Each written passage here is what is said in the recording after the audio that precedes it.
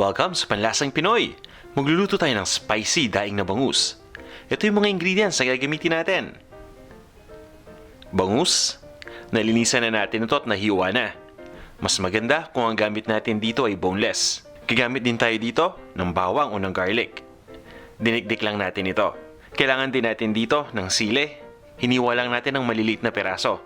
Pati na rin ang dinurog na paminta at ng Knorr Liquid seasoning. Bukod dito, gagamit din tayo ng suka at ng mantika. Umpisa na natin. Maglalagay lang tayo ng Knorr Liquid seasoning dito sa bangus. Gumagamit ako nitong ingredient na to dahil mas pinapalasa nito itong ating spicy daing na bangus. At mas pinapasarap pa ito. Irarab lang natin ito at papabayaan lang natin ito dito ng ilang minuto. Pagkatapos ay ilalagay lang natin dito yung paminta. Ito yung pamintang buo na dinikdik lang natin. Isusunod natin dito yung bawang o yung crushed na garlic. Dinikdik lang natin itong bawang gamit ang almirez. At pagkatapos nito, ilalagay na natin dito yung sili. Ito na yung sili. At pagkatapos, hahaluin lang natin ito, i-rub lang natin ulit ito. At ngayon, ilalagay ko na yung suka. Ilalagay muna natin yung suka dito sa itaas. At pagkatapos nito, ay babalik rin lang natin itong isda. Nang sa ganon, ay ma-absorb nito mabuti yung mga seasonings. Tatagdagan ko lang ng suka pa.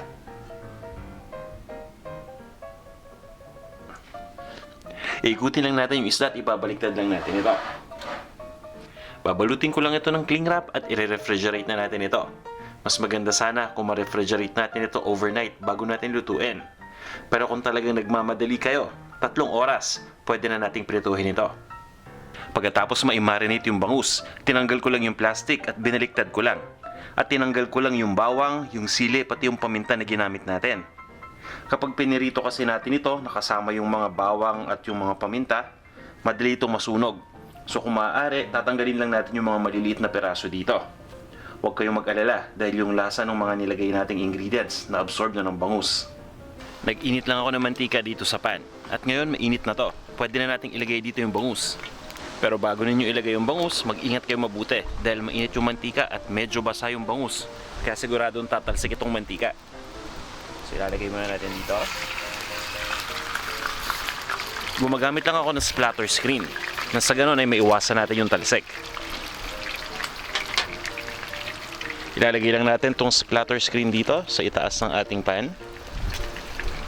At lulutuin lang natin itong bangus hanggang sa tuluyan na maluto isang side. Pagkatapos, babalik ta rin naman natin. Nang sa ganun ay maluto natin yung kabilang side. Sa puntong ito, ready na yung isda para ibaliktad. Tanggalin muna natin itong ating splatter screen at ibaliktad na natin itong isda.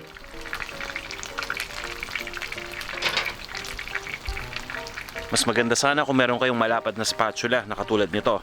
Nang sa ganun ay mas madali nating ibaliktad itong isda. Kapag malapad kasi yung spatula na gamit natin, masasakop na natin kagad yung sukat ng isda.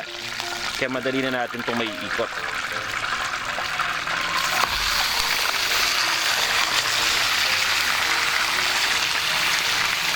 Itutuloy lang natin ang pagprito dito hanggang sa maging golden brown na yung kabilang side.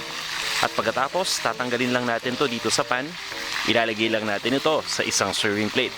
At iserve na natin. Para sa kumpletong recipe, bisita lang kayo sa panlasangpinoy.com. Ito na ang ating spicy daing na bangus.